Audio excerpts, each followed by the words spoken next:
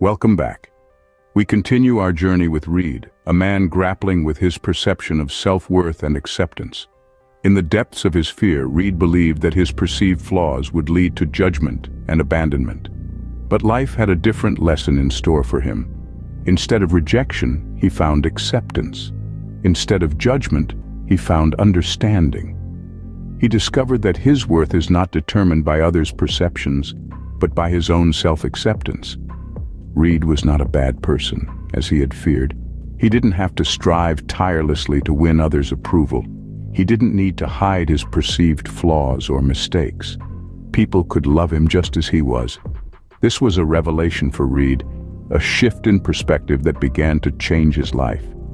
He realized that he was human, and like every other human, he made mistakes. He used poor judgment.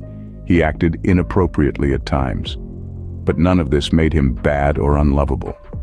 As Reed accepted his humanity, he began to understand that he didn't need to be perfect to be loved, to be valued, to be accepted.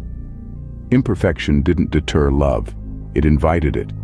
As Reed started to accept himself, he began to experience the connection and intimacy he's always desired, attracting people with his newfound energy and charisma.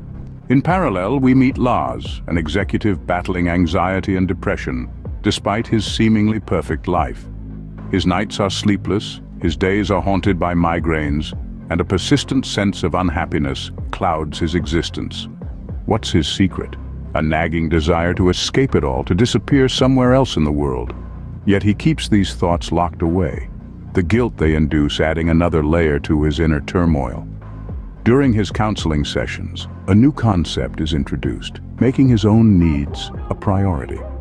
This notion, at first, is met with confusion and fear. Lars is used to putting others first, to blending in and meeting expectations.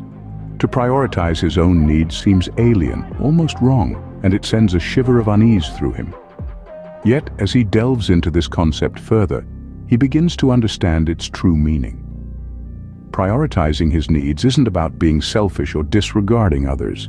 It's about acknowledging that his happiness is intrinsically linked to his self-care. It's about realizing that he has the right to seek fulfillment, to nurture his own dreams and desires. Lars's discomfort with prioritizing his needs reflects his fear of self-care, a fear many of us can relate to.